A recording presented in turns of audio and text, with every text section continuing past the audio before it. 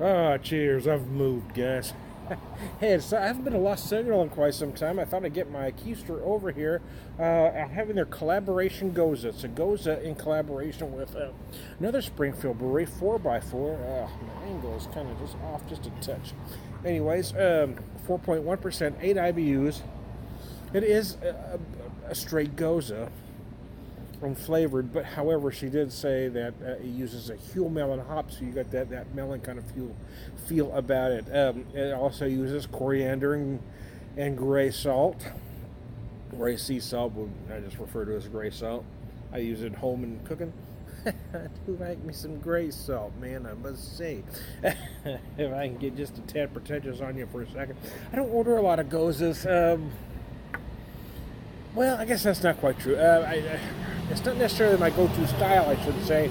But if I see one on tap at a brewery somewhere, I always order one because it's a style that I've really been working on to understand. They're not necessarily my favorite style, but I have come across a handful that I really enjoy. And I never thought that would happen about a half dozen years ago. Anyways, cheers.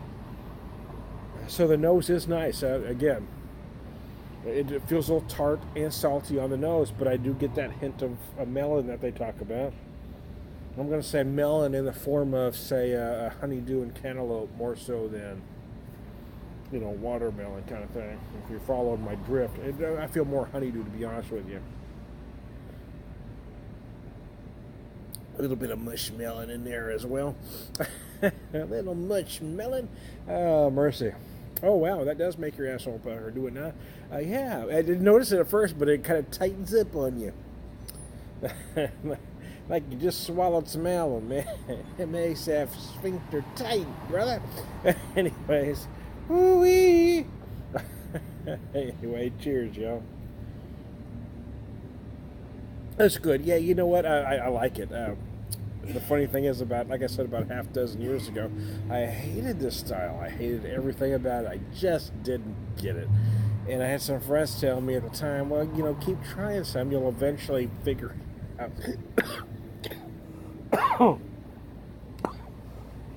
Excuse me. And at the time, I thought, no way in friggin' hell. I just don't like it. But yeah, you know what? I made over the last 3 years, though, to be honest with you, I made a concentrated effort to understand the style. If I wasn't going to like him, I was going to get it. I'm not going to say it's a bad beer just because I don't like it. I need to know if it's a good version, whether I like it or not. And that's what I think a lot of so-called beer reviewers miss. They call something a bad beer just because they don't like it. And it may not be flawed. You have to understand if it's flawed or not. I think this is a brilliant example of the style, if you want my personal opinion. And I'm on record as not an expert on the style, but of what I've had, this is freaking brilliant. One thing I do like about Lost Signal, and a lot of brew pubs and breweries are starting to understand, is the half pint, right? A lot of them do tasters, either tasters or a flight. Or you get a full pint. But I like this other option. Sometimes I want more than a 4 ounce sample that you're going to get from a sample or a flight. But I don't necessarily want a pint either. So the ability to order half pints at a reasonable cost, I personally enjoy. So there you go. I am Ton to Beer Whisperer. I think if you like this style, you're going to love it. I think if you're not a fan, I don't know if it's going to win you over, but I do think it's done well. I don't think it makes any mistakes, and I don't think it's flawed in any way. I think it's done perfectly. I think the flavors that they describe are absolutely perfect. I personally feel like I get a hint of lemon zest. I feel those melon hops, but I feel the melon probably more in the sort of honeydew, to be honest with you, now that I've had a few drinks of this.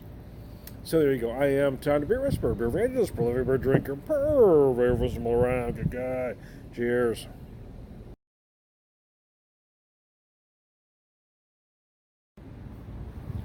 Well, cheers again. How you do, Buckaroos? I am still at Lost Signal. I love the fact that you can do the half pint at Lost Signal. Lets me have a few more beers. Maybe not quite as many as ordering a flight, but sometimes I want more than 4 ounces of a beer. 8 ounces is nice. I get a good feel of it. So I decided to have, what are you having? I'm having their tropical saison, man. They describe it on their website as loads of late hopping.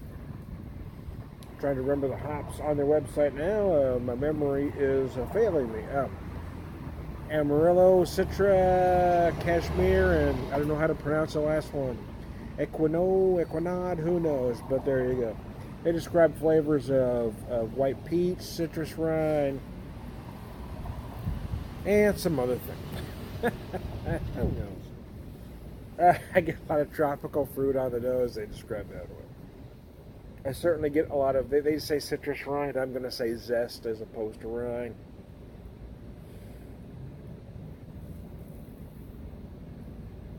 I think when you say rind, that implies that you're using the pith, and I'm not feeling that on the nose. So I'm feeling more of the citrus zest, such as, orange zest, lemon zest, lime zest is kind of what I'm getting on the nose. There's a lot going on here. Actually, I'm getting some melon. I feel like I'm getting some melon.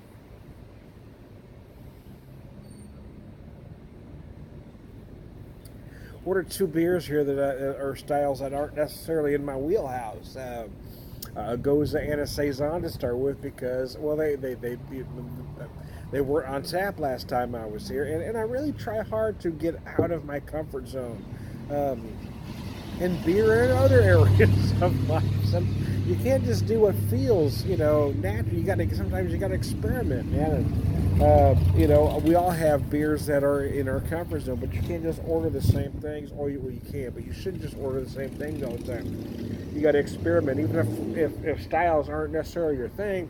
You should learn about them and get to know them, and know enough about the beer, if you're getting a good one or not. And not just say it's a bad beer because you're not smart enough to understand. It's my opinion anyway. There you go. There's Started Beer Whisperer. We're making friends again. I say shit, man. I ain't afraid. I ain't scared.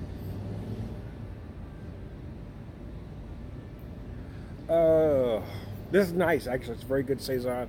It does what you want a Saison to do. I mean, it's definitely fruity.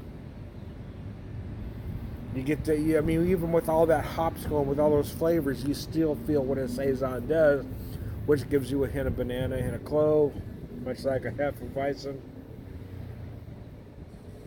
But certainly you get a lot of citrus zest because you've got Amarillo and Citra in there. You're going to get some orange. You might feel some grapefruit. You should get some tropical fruit notes in there. The other hops, to be honest with you, I'm not very familiar with, but again, I'm feeling some melon-like notes in there. I'm feeling some orange zest. I'm feeling lime zest. I'm feeling lemon zest. I'm feeling a lot of things going on here. But mostly what I'm feeling is good. I'm feeling good, man. I'm feeling really good about myself at this moment. Anyway, so there you go. I am Started Beer Whisperer, beer evangelist, prolific beer drinker. Beer whistle all around. Good guy. Y'all have a good one. Cheers. Well, cheers, I do, buckaroos. How the heck are you? I'm Started Beer Whisperer. So, 10%, 63 IBUs on this one. It is a double maple pecan smoked porter. The regular version of this runs 6.1%, 39 IBUs. I'm going to call it, I don't know if it's their flagship beer, but it certainly is one of them. It's one that this brewery is known for. And they're kicking off their anniversary series with this beer. They tell you to look for big roasted malt, dark chocolate, and pecan notes. Oh, biscuits, that's good. I gotta tell you. I haven't taken a drink yet, but that nose is gorgeous. Yes, the nose is very smoky. I gotta tell you, you feel a hint of that maple. I'm starting to feel more than a little pecan.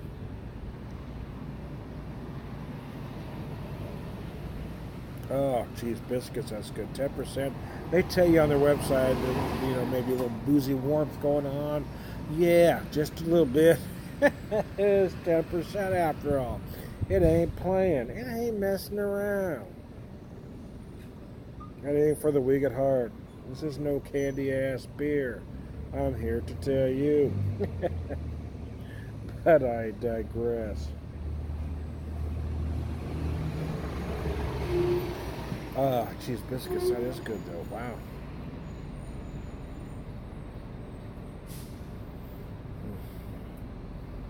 What's really amazing though is as big and malty and as sweet as it does become at one point, it does clean up at the end. You do feel that smoke running all the way through it, but that sweetness does not linger.